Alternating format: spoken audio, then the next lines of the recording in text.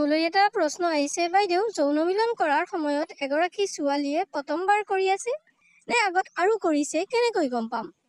বন্ধুসকল, আজিৰ ভিডিঅ'টোত সেই কথাটো বিস্তাৰিতভাৱে আলোচনা কৰিম, গতিকে ভিডিঅ'টো শেষলৈকে চাই থাকিব। তাৰ আগত কৈ দিওঁ, আপুনি যদি যৌন সমস্যাৰ যিকোনো কথা মোৰ লগত পাৰ্চনেলিভাৱে পাতিব বিচাৰে বা তেনেকুৱা সমস্যাৰ বিষয়ে কথা পাতিব পাৰে আৰু সমস্যাৰ সমাধান পাব বিচাৰে, তেনেহ'লে আপুনি মোৰ লগত কথা পাতিব পাৰিব। আৰু এইটো এটা পেইড প্ৰক্ৰিয়া, যাৰ কাৰণে আপুনি ফিজ পে' কৰিব লাগিব। এতিয়া আহোঁ মূল কথালৈ। মূল কথাটো হ'ল যে এগৰাকী ছোৱালী আগত কৰিছে নে এতিয়ালৈকে কৰা নাই, সেইটো কেনেকৈ গম পাব? চোৱা বন্ধুসকল, প্ৰথম কথাত এনেকেই আপুনি গম পাব পাৰে, এইটো এটা স্বাভাৱিক পন্থা গম পোৱাৰ।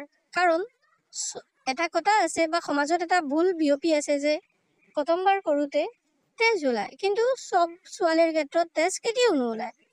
কিছুমান ছোৱালীৰ ক্ষেত্ৰত তেজ ওলাব পাৰে, চবৰ ক্ষেত্ৰত নোলায়। আৰু এটা কথা হ'ল যে প্ৰথমবাৰ মিলন কৰোঁতে তেজ ওলাক বা নোলাক, আপুনি যেতিয়া লিংগটো সোমাব তেতিয়া আপুনি ফিল কৰিব যে অকণমান টাইট লাগিছে, অকণমান টাইট ফিল হ'ব। আৰু তাই খুব বেছি পৰিমাণে দুখ পাব। আৰু এই দুখ পোৱাটো আপুনি নিজে ফিল কৰিব পাৰিব, তেনেকুৱা এটা দুখ পাব।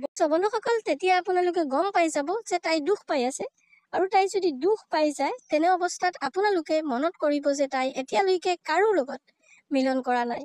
কিন্তু যদি মিলন কৰাৰ সময়ত তাই দুখ নাপায় বা তাইৰ তেনেকুৱা কোনো সেন্সেশ্যন নাহে, তেনে ক্ষেত্ৰত আপোনালোকে গম পাব যে তাই এতিয়ালৈকে কাৰো লগত মিলন কৰি লৈছে, যাৰ ফলত তাই এতিয়ালৈকে দুখ পোৱা নাই বা তেনেকুৱা কথা বতৰা বা তেনেকুৱা শব্দ নোলাব তাইৰ মুখৰ পৰা দুখ পোৱাৰ নিচিনা।